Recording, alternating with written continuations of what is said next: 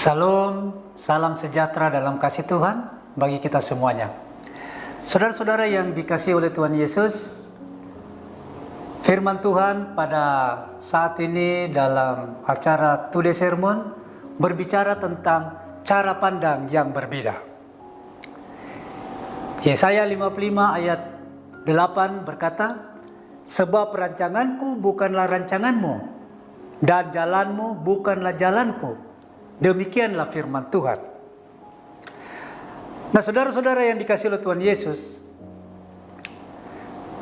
seringkali situasi dan kondisi di sekitar kita membentuk sikap hati dan pikiran kita, bahkan turut menentukan besar kecilnya iman kita kepada Tuhan. Mengapa seperti itu? Karena dengan melihat ukuran yang kita pakai adalah sudut pandang manusia atau cara pandang manusia, sehingga panca indera kita yang berbicara, maka ia akan mengendalikan sukacita kita, ia akan mengendalikan ketenangan kita, ia akan mengendalikan damai sejahtera kita, dan ia akan mengendalikan semangat dan motivasi kita. Suatu saat saudara, saya dikirimi WhatsApp oleh teman, sahabat, di mana dalam WhatsApp itu bercerita tentang suatu kejadian yang lucu dan unik. Suatu saat seorang guru bertanya kepada muridnya, "Coba sebutkan sifat-sifat cahaya." Kemudian si murid tersebut langsung menjawab, 1, sifatnya baik. 2, sifatnya murah senyum. 3, sifatnya suka bersahabat dengan teman yang lain. Si guru heran dan bertanya, "Apa maksudmu?"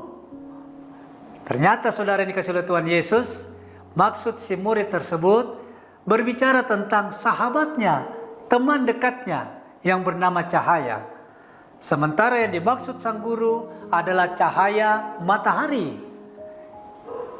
Inilah yang saya maksudkan bahwa cara pandang yang berbeda, satu objek namun cara pandang yang berbeda. Si guru mau mengatakan bahwa sifat-sifat cahaya matahari menerangi, menyinari, memanasi dan lain sebagainya. Tapi si murid menjawab, yang disampaikan adalah sifat sahabatnya bernama cahaya. Nah, saudara yang dikasihi oleh Tuhan Yesus, banyak orang Kristen juga menjalani hidupnya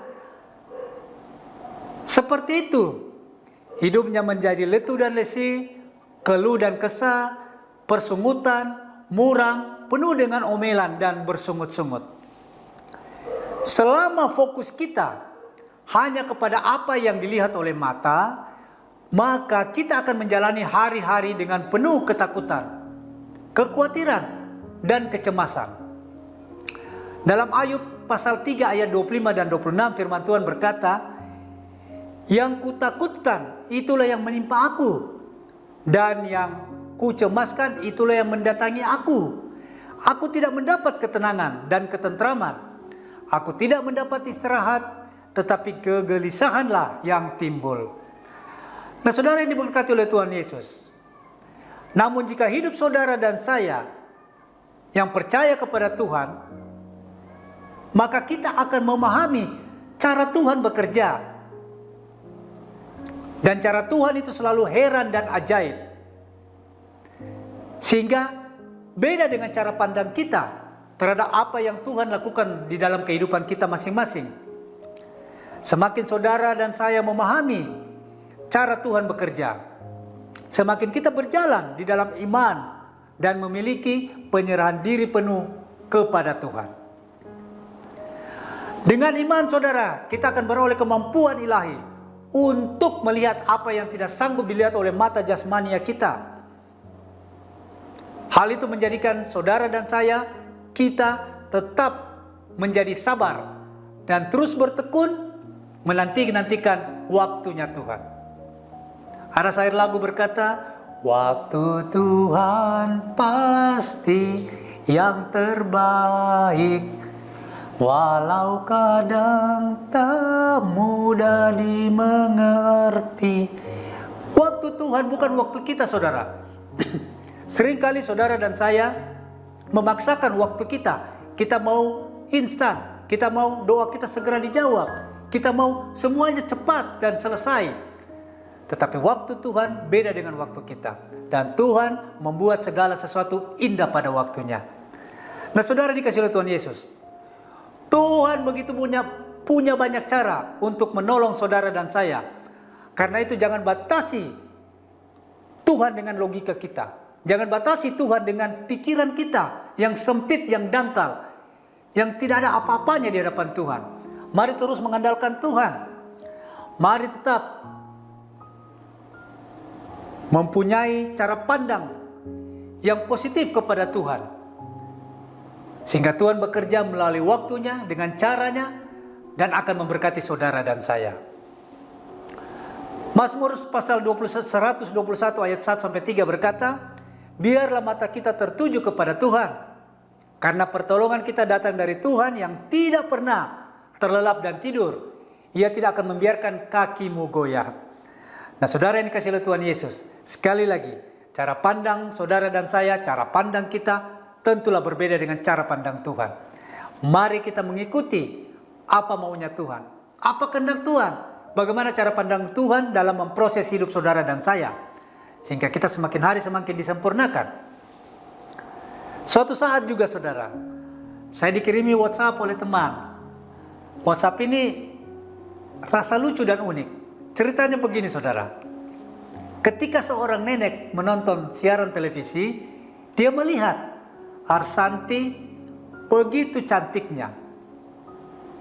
Kemudian si nenek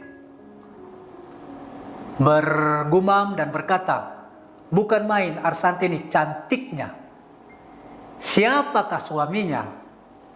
Kemudian si cucu yang ada di sekitar situ juga menjawab, nenek, suaminya Anang. Si nenek kaget.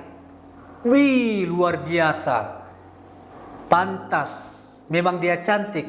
Suaminya Anang. Bagaimana kalau 8? Nah, saudara dikasih oleh Tuhan Yesus, inilah yang saya maksud cara pandang yang berbeda. Si cucu menjawab bahwa memang suaminya Arsanti itu adalah Anang Hermansa. Tetapi si nenek menjawab bahwa dikiranya suaminya Arsanti itu ada 6 orang. Sampai dia berkata, bukan main, bagaimana kalau 8? Nah, saudara dikasih oleh Tuhan Yesus, seperti itulah cara hidup kita terhadap Tuhan, pun juga terhadap sesama. Seringkali kita memiliki cara pandang yang berbeda. Mari biarkan Tuhan yang mengatur hidup saudara dan saya. Biarkan cara Tuhan yang bekerja sesuai dengan waktu dan standarnya Tuhan, agar kita semakin hari semakin sempurna. Amin. Tuhan Yesus memberkati kita. Mari kita berdoa. Bapa di surga, kami bersyukur dan berterima kasih untuk kebenaran firman-Mu Tuhan yang mengajar, mendidik kehidupan kami semakin hari semakin indah untuk kemuliaan bagi nama-Mu.